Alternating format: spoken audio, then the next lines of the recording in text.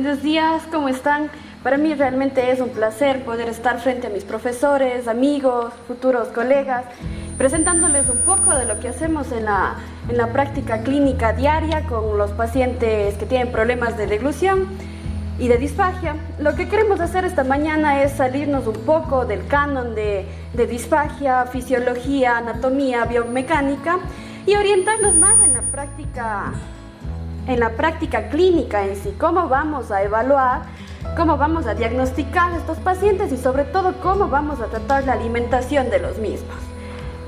No obstante, sí necesitamos conocer términos básicos, sobre todo para los que están en los años inferiores, para poder introducirnos en el tema. Para hablar de disfagia, primero tenemos que hablar de deglución. La deglución es un acto neuromotor. Sabemos que intervienen músculos, nervios dentro de este proceso que van a hacer que la alimentación pueda realizarse. Es un proceso voluntario también.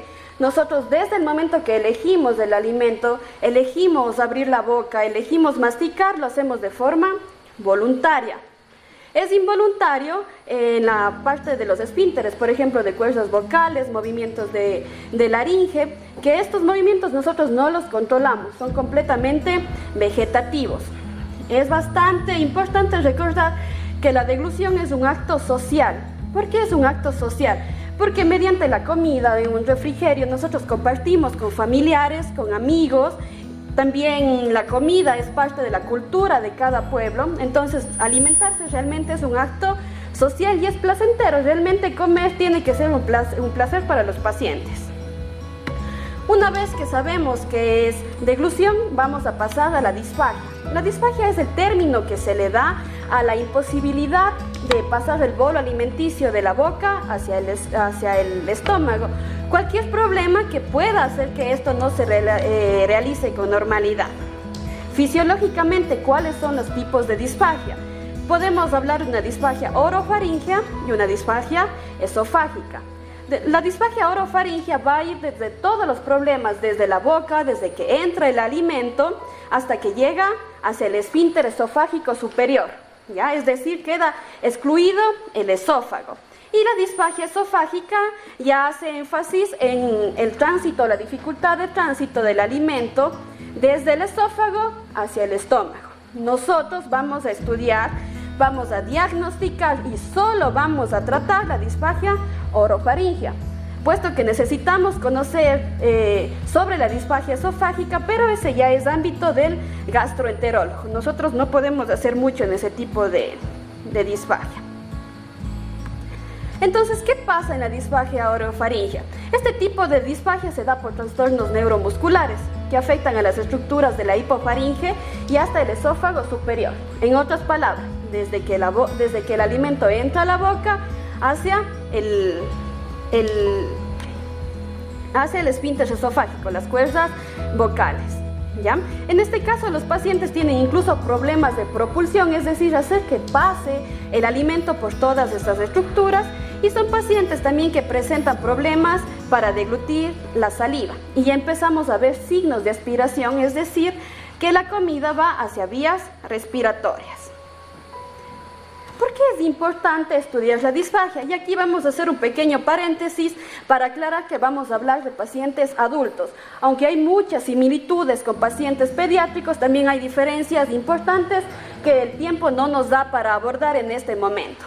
Entonces, ¿por qué es importante abordar la disfagia?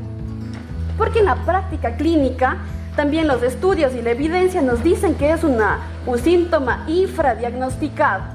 ¿Qué quiere decir? Que no se lo diagnostica con frecuencia, porque los pacientes, los familiares, incluso los especialistas quieren que los pacientes primero caminen, tengan actividades de la vida diaria, incluso hablen, y no le prestamos mucha atención a los problemas de deglución. Los pacientes acuden a consulta cuando realmente esta está en etapas ya avanzadas y cuando empieza ya a causar problemas de salud a los pacientes.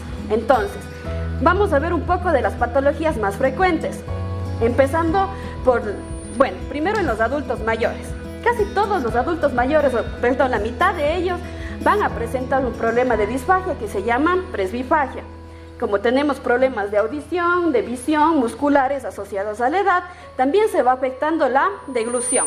Pacientes con ictus cerebelosos, el 75% de ellos va a presentar disfagia. Igual el 70% de pacientes con traumas cráneoencefálicos, que es muy común en adultos jóvenes, sobre todo ahora que las motos son comunes. El 80% de pacientes con Parkinson, otra enfermedad con una incidencia bastante alta en nuestra sociedad, van a presentar disfagia.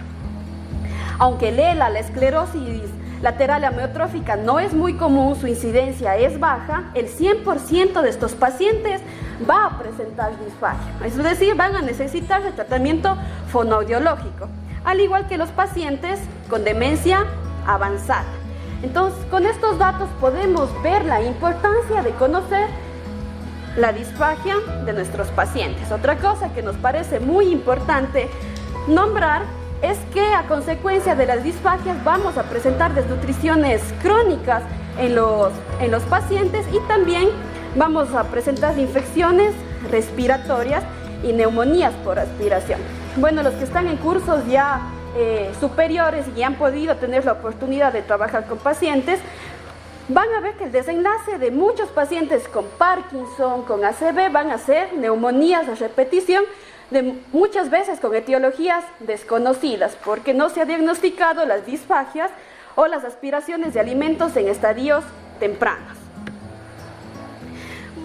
Un poquito de por qué se produce la disfagia orofaríngea. Primero, enfermedades, procesos neurológicos, como ya los mencionamos, Parkinson, ACV, también procesos musculares dentro de garganta y últimamente, lo que está más en boga, lesiones de las estructuras de la faringe, como las cuerdas vocales. Por el COVID-19, muchos pacientes han tenido que ser entubados prolongadamente y esto afecta a las estructuras dándoles hipotonía o alterando completamente la función deglutoria. Todas estas cosas van a producir una disfagia orofaríngea, que es la que vamos a diagnosticar. Entonces nosotros nos hemos permitido crear un protocolo de diagnóstico basado en estudios y en evidencia científica comprobada en varios países. ¿Qué vamos a hacer primero? Una historia clínica detallada. Una historia clínica donde conste obviamente los datos del paciente, los datos sociodemográficos, edad, sexo, instrucción. ¿Ya? Y sobre todo los antecedentes del paciente. Aquí nosotros vamos a conocer cuáles son sus enfermedades concomitantes, cuáles son las enfermedades asociadas, qué medicación toma, vamos a conocer el gusto del paciente por el acto de alimentarse, vamos a conocer también cómo es la familia del paciente, cuál es la situación de los cuidadores.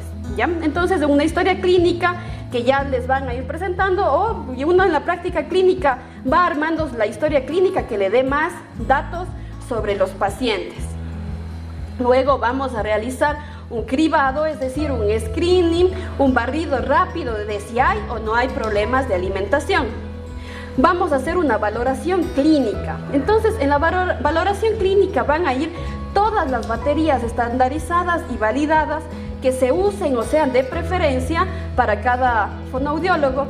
La literatura nos dice que esta evaluación clínica nos puede dar hasta el 80% del diagnóstico del tipo de disfagia. Entonces no va a ser un elemento diagnóstico contundente del 100%. Y por último vamos a hacer una valoración instrumental para poder conocer y tener un diagnóstico 100% preciso. En el cribado clínico, como les había dicho, es una buena herramienta para una detección rápida y fácil de la disfagia. Vamos a ponernos en el contexto de la consulta.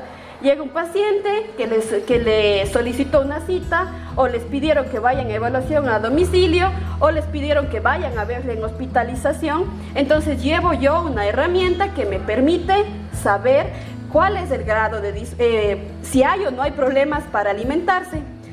En este caso, muchos estudios, y se utiliza en muchos países también, puesto que ha sido traducido a varios idiomas, la herramienta IT10. Este es un screening que tiene una alta sensibilidad y especificidad, puesto que ha sido validado en varias poblaciones alrededor del mundo. Es fácil porque nos tiene que dar un puntaje superior a 3 y vamos a saber si hay o no hay problemas de alimentación. Entonces aquí vemos la herramienta.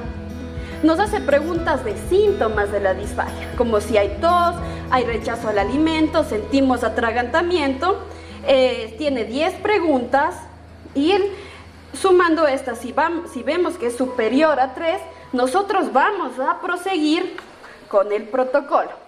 Otra prueba que le sigue en este protocolo es la prueba de volumen viscosidad o BST.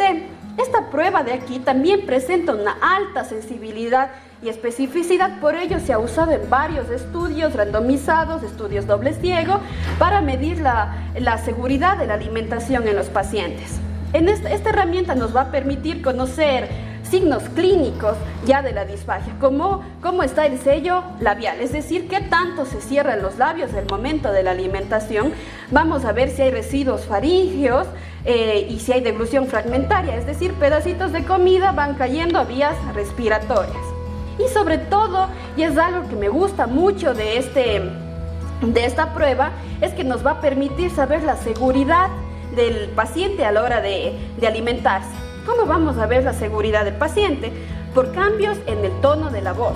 Recordemos que las cuerdas vocales tienen la función de producir la voz en sí, pero eso es una habilidad que le ha dado la evolución al ser humano. En realidad, la función principal de las cuerdas vocales de este esfínter es abrirse y cerrarse al momento de la deglución para evitar que los alimentos caigan a vías respiratorias el momento de la deglución y permitir ese flujo de aire. Entonces, si hay cambios de la voz marcados al momento de la deglución, tenemos que ir afinando ese ojo clínico para detectarlos y saber que ya hay un problema de seguridad.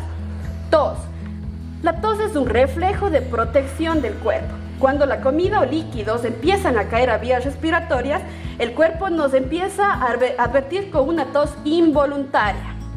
Y la disminución de la saturación del oxígeno, es decir, un pulso oxímetro tiene que ser un elemento básico dentro del kit de evaluación de un fonoaudiólogo, porque si disminuye, bueno, hay una pequeña discordancia entre algunos autores. Si disminuye el 3% de la saturación durante la prueba, algunos nos piden parar la prueba, ¿ya? Sea instrumental o sea clínica, como estoy hablando ahora. Otros autores nos dicen que si baja del 5% de la saturación de oxígeno, ya no es segura la alimentación para el paciente, ¿ya? Entonces, en este momento vamos a empezar a hablar ya de las texturas de alimentación, porque en esta prueba vamos a utilizar ya viscosidades como néctar, que vamos a conocer cuáles son. Y en esta prueba vamos a ir aumentando el bolo acorde a la seguridad del paciente. Entonces, con una jeringa de 60 ml, que es muy fácil de conseguir en una farmacia, igual económica, vamos a administrar bolos de 5, 10 y 20 ml, con 3 viscosidades que nos tenemos que grabar de ahora en adelante: néctar, pudín y líquida, que vendría a ser el agua. Siempre vamos a comenzar por la viscosidad de néctar. Los estudios nos dicen que la viscosidad néctar, que sería una semilíquida, produce menos riesgo de aspiración en pacientes con problemas neuromotores. Luego vamos a continuar con el agua y finalmente vamos a pasar a la viscosidad pudín. ¿Cómo vamos a administrar este instrumento? Es acorde a cómo vaya el paciente presentando signos de seguridad. Si un paciente no tolera 5 ml sin presentar baja de saturación, tos o cambios de la voz, no vamos a pasar a 10 ni a 20. Y así nosotros también sabemos qué es lo que tolera un paciente o qué cantidad vamos a recomendar para cada ingesta.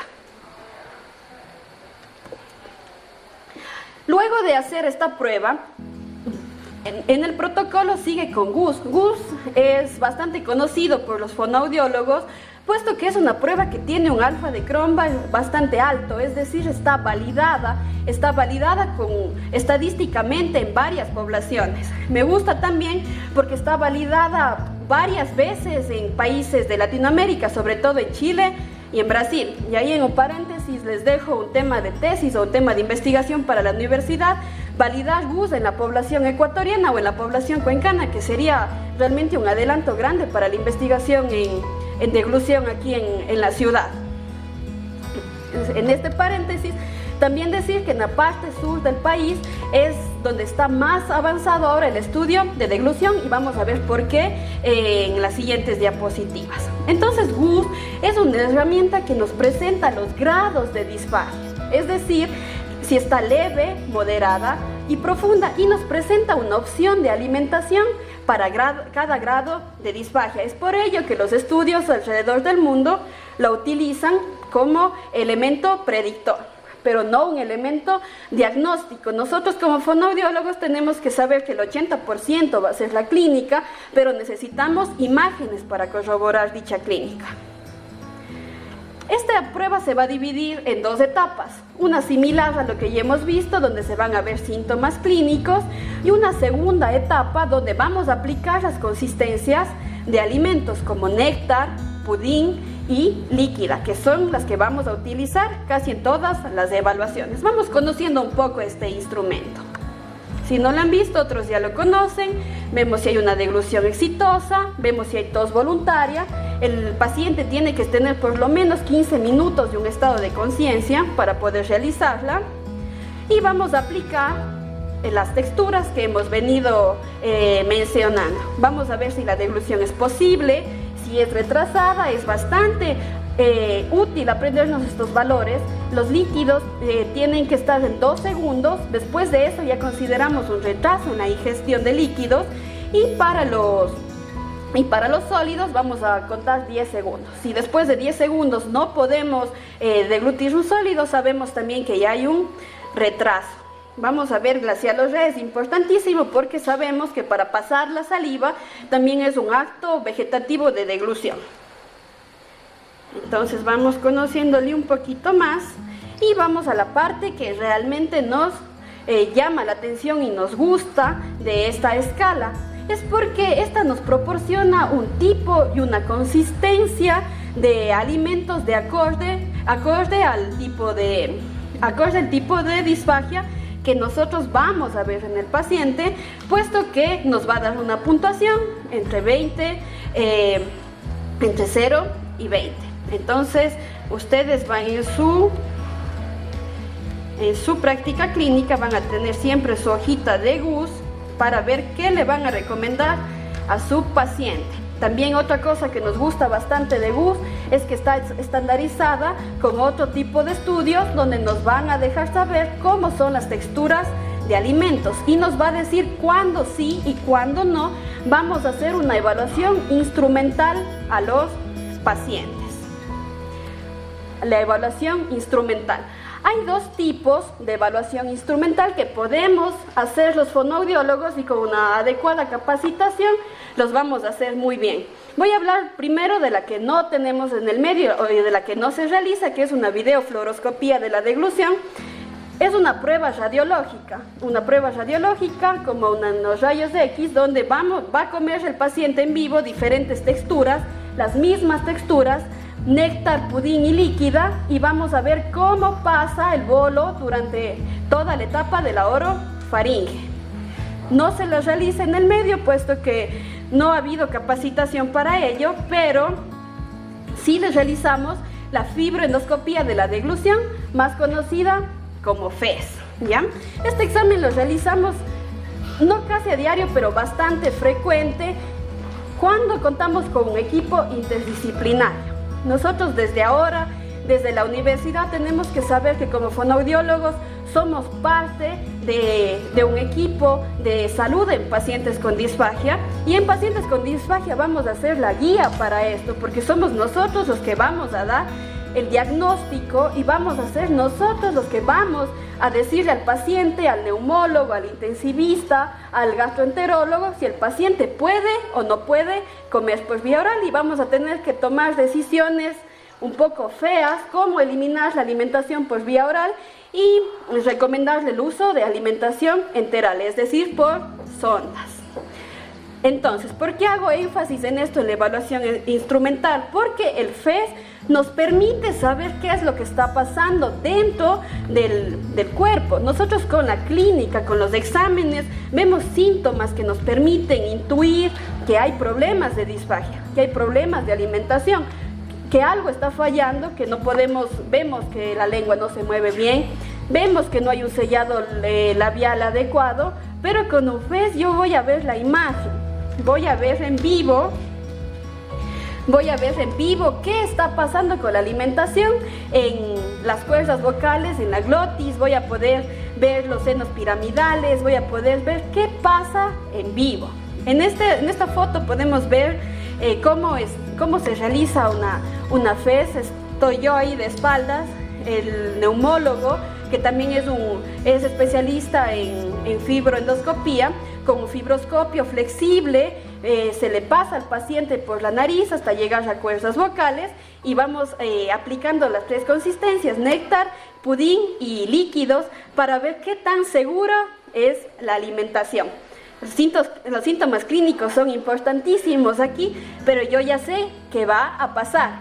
Entonces quiero que vean la imagen donde vamos a utilizar la misma prueba que les mostré al principio, la de consistencias y viscosidad, con el único cambio que vamos a poner colorante en la comida. Vamos a poner colorante vegetal para ir identificando cada textura.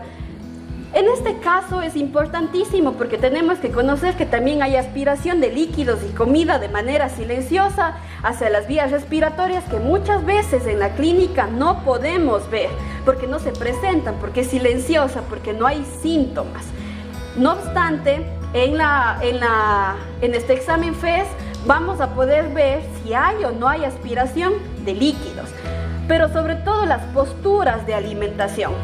Al paciente le pedimos que mueva su cabeza hacia adelante, rotamos lateralmente para ver en qué posición las cuerdas vocales se cierran y no va a haber respiración. Y yo puedo decirle al paciente, si usted rota su cabeza y cierra, va a cerrar las cuerdas vocales, la epiglotis, y no va a tener aspiración.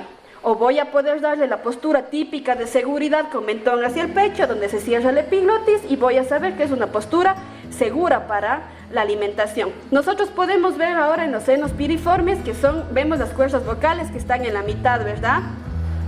Y vemos que alrededor de eso hay comida. Entonces yo tengo que ver en qué tiempo se limpia esa comida, si hay o no hay residuos de comida, porque si hay un tiempo mayor a 6 segundos, a veces a 10 segundos, depende de la edad del paciente, estos residuos van a provocar broncoaspiración, es decir, se van a quedar ahí y por pequeñas fendas o espacios que dejan las cuerdas vocales van a ir cayendo a vías respiratorias. Vamos a ver posteriormente por qué es importante saber diferenciar los residuos del paciente en este examen. He tenido algunas compañeras de su carrera que me han escrito que quieren ir al consultorio a ver, lo hacemos en el Hospital del Río, lo hacemos en la Clínica San Miguel y también lo hacemos en mi consultorio. Aquí están los senos piriformes, ¿ya? Aquí vemos cómo los alimentos que están con contraste, en este caso azul, dejan residuos que posteriormente por gravedad van a ir cayendo a cuerdas vocales. Aquí están las cuerdas vocales que tienen que tener un sello completo como el de los labios al momento de la deglución para evitar problemas o infecciones respiratorias. Ahora, más bien hago énfasis en esto, no solamente la deglución o la caída de alimentos van a provocar neumonías. Nosotros dentro de las recomendaciones tenemos que hacer también énfasis en las medidas higiénico-dietéticas del paciente. Necesitamos que haya una higiene oral prolija en estos pacientes, puesto que las bacterias de la boca de pacientes que están en cama, que no se realizan un cepillado de dientes adecuado, más la comida que se va a quedar en cuerdas vocales, van a hacer que las bacterias caigan y produzcan infecciones que a veces le cuestan la vida a los pacientes. Es decir, recomendarles de un buen cepillado de dientes. Va a empezar el trabajo del fonoaudiólogo. Aquí está el video de un paciente que estamos haciendo una video en el hospital. Este es un paciente post-COVID. Es un paciente post-COVID. Aquí podemos ver las cuerdas vocales que están abiertas, están en abducción. Tuvo una parálisis por la intubación. Vemos que las cuerdas, al fonar ya vamos a ponerle play, no se cerraron nunca. Es un paciente que le puso el cirujano cardiotorácico un traqueostoma porque no tenía manejo de secreciones, es decir, no podía alimentarse por vía oral. Antes de eso, en UCI ya y en cuidados intermedios también había hecho 2 neumonías. Y como ya no sabían por qué era la neumonía, ya nos llamaron al fonoaudiólogo para determinar si hay o no hay una imposibilidad de comer por vía oral. Podemos ver que en ningún momento, las voy a poner play de nuevo. En ningún momento hay cierre de cuerdas vocales, ¿ya? En ningún momento se cierran ni se juntan. Entonces, un paciente con este tipo de parálisis bilateral, con las cuerdas que se quedan abiertas, es completamente inseguro la deglución. O sea, la alimentación por vía oral debe cortarse, lamentablemente.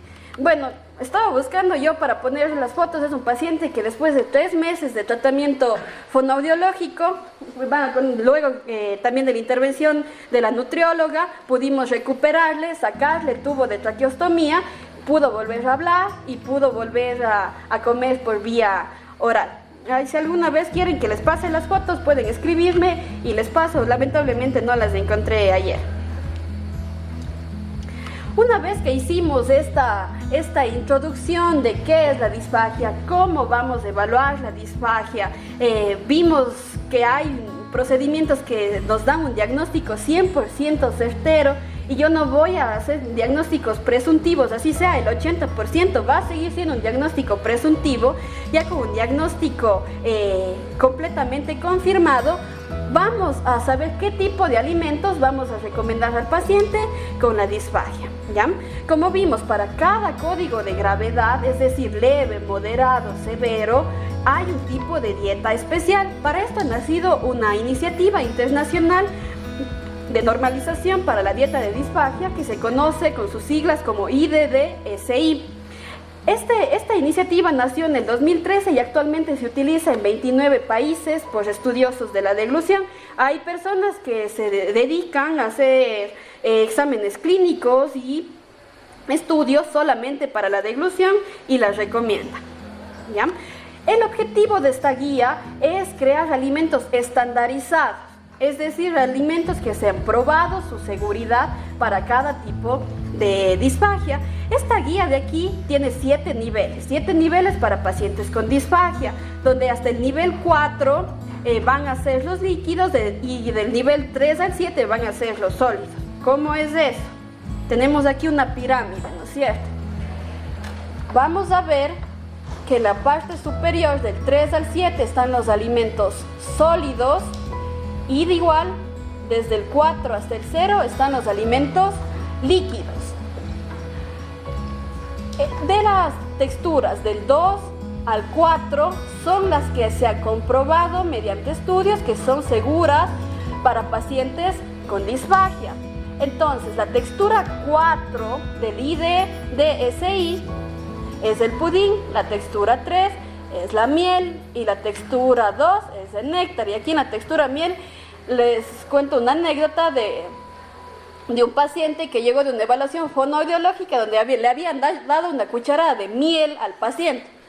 Entonces es textura miel, no miel, porque podemos provocar una broncoaspiración al momento de la evaluación. Entonces acordémonos de eso para no usar miel. Entonces, ¿qué alimentos vamos a recomendar al paciente? Acordémonos nosotros que nosotros vamos a remitir a la nutrióloga. Nosotros no nos vamos a meter en calorías ni valor nutricional de los alimentos de ninguna forma porque no es nuestro ámbito. Pero sí tenemos que guiar a los pacientes en las medidas higiénico-dietéticas y vamos a orientarles en cuáles más o menos son las texturas de los alimentos, ¿no es cierto? Entonces, los líquidos claros van a ser el agua, tés, infusiones, caldos. En la viscosidad néctar son viscosidades que el paciente puede tomar por un sorbete, son un poco líquidas, por ejemplo, jugo de durazno, yogur líquido. Vamos a ver la viscosidad tipo miel, aquí todavía se puede tomar por un sorbete. O sea, estas son formas de que el cuidador o el familiar puede probarlas. Todavía se puede pasar por un sorbete, por ejemplo, el yogur batido, y el momento que cae de la cuchara van a ir formando gotas. Y la viscosidad tipo pudín van a ser yogur, flan.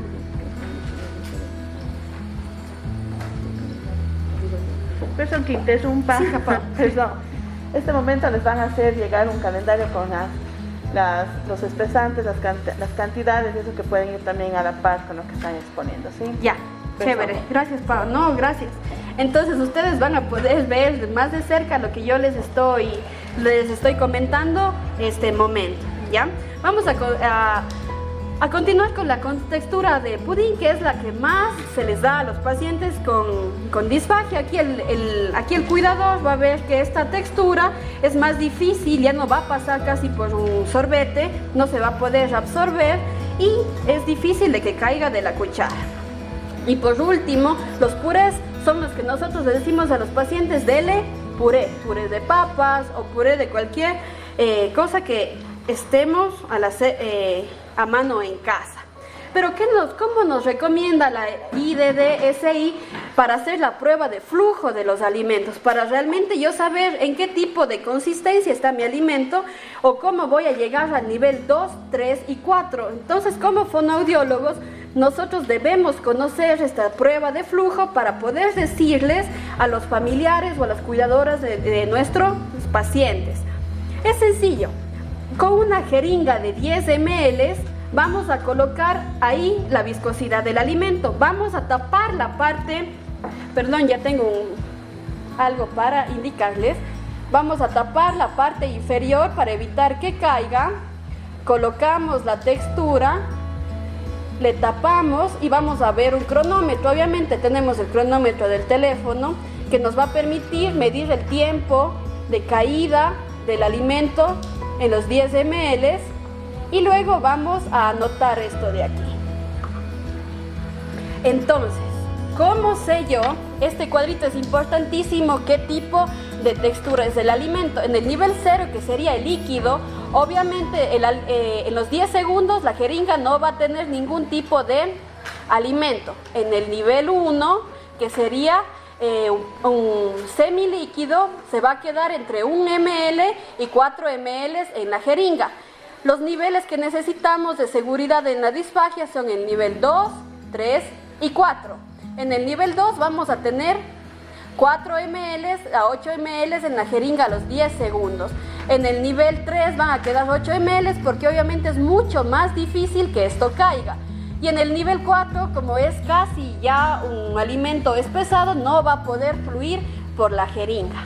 Entonces, nosotros como fonoaudiólogos y los que vamos a indicar estas medidas a los familiares, en nuestra consulta o el momento que ya estamos dando la prescripción al paciente, les vamos a enseñar a hacer esto, para que ellos puedan medir la consistencia de los alimentos, obviamente acorde al grado de disfagia que nosotros encontramos en nuestro diagnóstico clínico y, de ser posible, el diagnóstico instrumental. Ahora sí, vamos a pasar qué son los espesantes. Si la IDDSI me da un tipo de alimentos, la ciencia y sobre todo la industria quiere facilitar en ciertos casos la alimentación a los pacientes.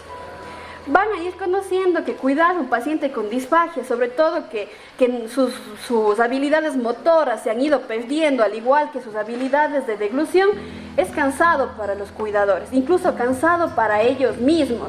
Entonces, ponernos a hacer pruebas de deglución de flujo, aunque ya le cojamos el tino de cómo voy a licuar o qué cantidad de agua voy a poner, va a ser un poco molesto y no van a darnos la cantidad o la textura que va a ser segura para el paciente. Es por ello que desde hace años se utilizan espesantes o se recomiendan espesantes para que los pacientes puedan alimentarse de forma segura. Estos espesantes son compuestos que se les añaden a los alimentos sin alterar su sabor ni su olor, ¿no es cierto? Son completamente inocuos en el sentido del gusto del paciente. Tenemos acá, estos son ejemplos de unos tarros de espesantes. En este caso es los espesantes del laboratorio Tesla, que están aquí en el Ecuador y son producidos en Guayaquil. Ahora, entonces, ¿por qué recomiendo yo y no yo, o sea, muchos fonoaudiólogos alrededor del mundo, el uso de espesantes en la disfagia? Hemos seleccionado estudios que comprueban que usar espesantes va a disminuir el riesgo de aspiraciones en los pacientes. Por ejemplo, este estudio se realizó en pacientes adultos mayores con una disfagia moderada y las dietas que contuvieron agentes espesantes redujeron la cantidad de aspiración en el paciente. En el siguiente estudio podemos ver también que los autores concluyeron que los espesantes se consideran beneficiosos para los pacientes disfágicos, especialmente para los ancianos. Acordémonos que estamos haciendo énfasis o estamos tratando pacientes adultos, porque les ayuda a mantener su masa muscular, les da fuerza y ayuda a la salud ósea de los pacientes. En este estudio de acá, que me gusta bastante, es un estudio del 2008, no obstante, hasta la actualidad se sigue tomando como referencia este estudio del 2008 para mostrar la evidencia que tienen los espesantes en reducir la aspiración de alimentos en pacientes disfágicos. Acordémonos que queremos evitar las complicaciones que acarrean la disfagia, como la desnutrición, y que los alimentos caigan a vías respiratorias. Entonces, este estudio ha mostrado que alimentar al paciente con espesor néctar reduce. La mitad de los pacientes de este estudio mostraron que ya no tenían aspiraciones y la otra mitad lamentablemente seguían aspirando, pero que la mitad de pacientes que tengan disfagia ya no aspiren o no vayan a tener complicaciones a largo plazo es bastante. Por ello es un estudio de referencia. Una referente, si quieren buscarle, es la doctora Catherine. Ella tiene un laboratorio solamente para evaluar problemas deglutorios. Ella en su estudio realizado en 2019 analizó otros estudios, es decir, hizo un metaanálisis de varios artículos con evidencia científica fuerte, donde se muestra una evidencia que los líquidos espesados reducen la aspiración. Pero también nos da un extra aquí, no quiero ahondar mucho, pero sí quiero comentarles que el residuo faríngeo es importantísimo. ¿Por qué? Porque los alimentos que están muy espesados, en cambio, alimentos con una consistencia muy dura en pacientes disfágicos pueden producir el efecto contrario y hacer que haya más aspiración. ¿Por qué? Voy a retroceder un poquito la presentación para ver esta imagen. Si esta doctora encontró en su estudio que si nosotros les damos al paciente alimentos muy espesados, en cambio se van a quedar aquí en los senos piriformes, ¿no es cierto? Se van a quedar en todo el trayecto y después van a caerse para producir broncoaspiración. Y un paciente que está con la dinámica alterada, en ciertos casos no va a poder manejar texturas muy espesas. Es por eso que tenemos que hacer énfasis eso en los pacientes. Otro estudio bastante importante es el del Nestlé Health Science, que en realidad este estudio quería hacer un dispositivo para ver broncoaspiración, pero terminó descubriendo que después de cambiar la alimentación del paciente, la alimentación en texturas, el tipo de textura a textura néctar, el 51% de pacientes dejaron de broncoaspirar. Entonces, ¿cómo preparo yo? Queríamos darles a todos una muestra para que preparen, pero por la cantidad vamos a mostrar un video que tiene excelente calidad. No se reproduce.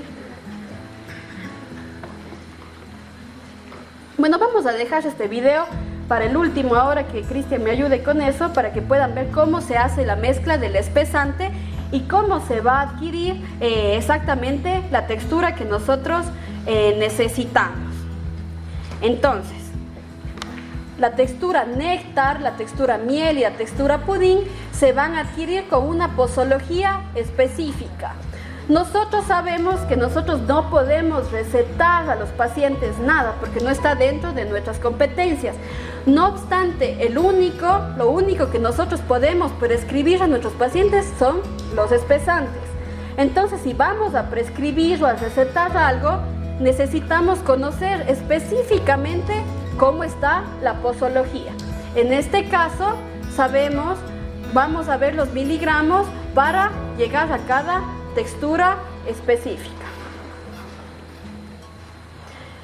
La experiencia clínica de los espesantes, en mi caso, en mi práctica clínica, realmente hace un año casi, vamos a hacer un poquito de historia. Saben que muchos pacientes norteamericanos, extranjeros, ¿me puedes ayudar a poner el video mientras les explico?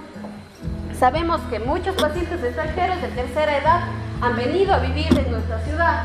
Estos pacientes tienen enfermedades concomitantes, tienen enfermedades asociadas, ACVs, enfermedades neurológicas que les han producido disfagia. Hemos tenido la oportunidad de poder tratar a varios de estos pacientes, pero sabiendo también que estos pacientes tienen posibilidad económica de adquirir muchas cosas que no existen en el medio. Entonces con ellos podíamos nosotros poder adquirir grandes cantidades de espesantes en Amazon específicamente. Entonces más o menos los 100 sobres nos salían a $40, $50, dependiendo de la marca. Y lamentablemente a pacientes con una situación económica media o baja no les dábamos opciones tradicionales con reglas de IDDS o espesantes que podíamos conseguir en el medio pero que no tienen ninguna evidencia. Obviamente les dábamos las alternativas, pero muchos de ellos no las podían adquirir. Desde que pudimos adquirir un espesante que está en el medio, realmente este está aquí ahora en Cuenca, yo me permití y acepté dar esta charla por el laboratorio por eso, porque yo probé el espesante en mis pacientes, vi la evidencia que tenía y los resultados. Lo primero es el costo. Es un costo asequible para los pacientes. ¿Ya? Es un costo que vamos a poder pagar en caso, incluso si tenemos una situación socioeconómica baja. La accesibilidad, ya no tengo que hacer pedidos por internet, ya no necesito una tarjeta de crédito y puedo comprarla acá. No tiene interacciones que yo pueda como fonoaudióloga verla. En nutrición ya les va a explicar la doctora. Y los pacientes nutritivamente empiezan a tener bastantes mejoras, porque si un paciente está bien nutrido, igual su musculatura va a mejorar. Y recordemos que la deglución es un acto neuromotor. También no le puse acá, pero me estoy olvidando, no cambia el sabor de los alimentos. Ahora, es una pregunta que yo me hice también y no sé si ustedes tengan esa duda.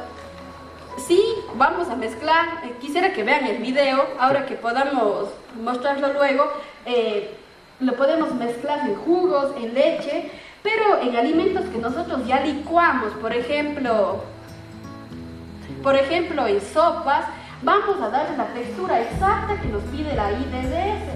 Entonces yo sé que los pacientes van a tener este tipo de texturas mejoradas por un espesante. En este caso vamos a ver cómo se mezcla.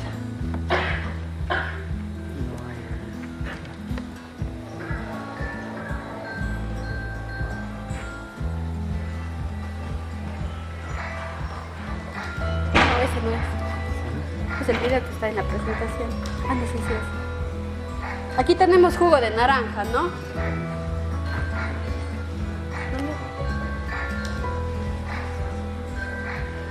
¿Ya? Entonces eso es lo que yo le decía, lo importante de conocer las posologías para explicarles a los pacientes cómo vamos a adquirir cada textura.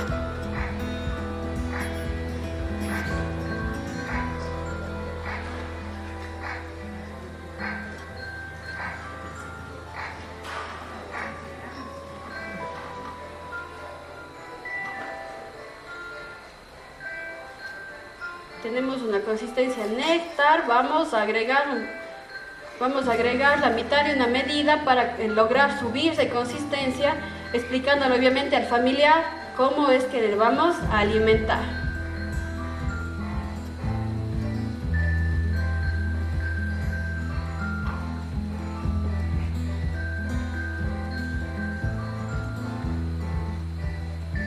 ¿Ya? Aquí tenemos ya la textura de la clasificación 2.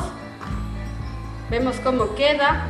Visualmente también no tiene grumos y el paciente visualmente le va a gustar alimentarse. Acordémonos que es un acto social y placentero comer. Seguimos agregando, aumentando la posología.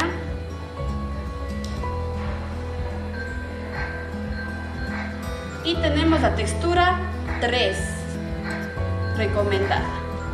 Es decir, nos ahorramos los pasos de medir la textura en jeringas, de medir la textura en cucharas, solamente tenemos que seguir exactamente las instrucciones. Y la última textura, que sería la 4, que sería como puré, está casi espeso para que puedan comer nuestros pacientes. ¿Cuál es la presentación? Entonces, vimos cómo podemos hacer la mezcla y cómo les vamos a indicar a los pacientes, a los familiares, cómo se van a conseguir estas texturas. No obstante, hay otro uso que yo personalmente he encontrado en los despesantes, poder usarlos en la evaluación. Porque nosotros en la práctica clínica todos empezamos llevando alimentos a las casas, alimentos al consultorio, alimentos al área de broncoscopía para poder hacer los exámenes de deglución. Con el espesante realmente hemos podido hacer esta práctica más salubre, puesto que vamos a conseguir las medidas de pudín, néctar, miel o semilíquidos acorde a cómo vayamos mezclando los alimentos que le vamos a dar al paciente, ¿ya? Y para finalizar con mi parte de la charla, ¿cuál es el tratamiento fonoaudiológico? El tratamiento fonoaudiológico es largo y extenso, porque va a abarcar cada disfunción que encontramos en cuerdas vocales o en cada área de la deglución. No obstante, la modificación de consistencias de los alimentos está casi en todas las prescripciones de la DISPAC. Es por ello que nosotros como fonoaudiólogos conocer el tipo de alimentos estandarizados con evidencia científica y manejar esto nos va a permitir dar tratamientos que funcionen.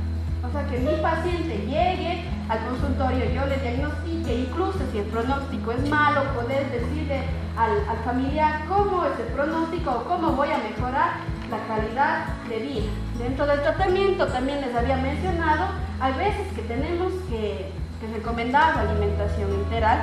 Eso no quiere decir que nosotros ya tengamos que hacer el tratamiento, puesto que la saliva tiene que seguirse controlando durante toda la vida del paciente. ¿Y cuáles son las complicaciones?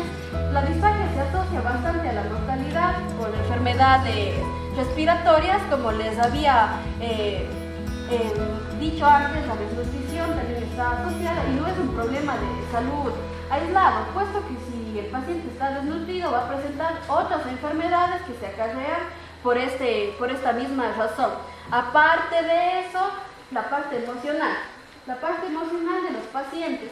Si alimentarse es un acto de placer, es un acto social, quitarle eso al paciente va a afectar en otras áreas como el área psicológica o emocional, y no solo del paciente, sino de sus familiares, porque ya vamos viendo con experiencia que los que más ansiedad tienen en el caso de disfagia son los familiares.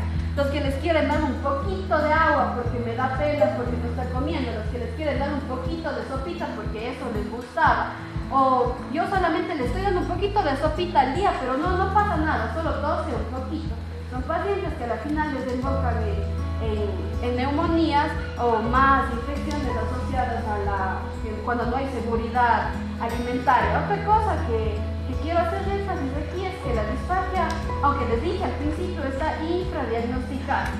En realidad, a veces nos mandan con diagnósticos de disfagia porque la disfagia es un término global que abarca la dificultad para tragar, pero somos nosotros los que vamos a tomar la batuta en el diagnóstico. Somos nosotros los que vamos a ver el grado de disfagia y los que vamos a recomendar que haya o no haya alimentación por vía oral. Por eso debemos capacitarnos también en bioética y saber hasta dónde nosotros podemos obligarle a un paciente a usar la alimentación enteral.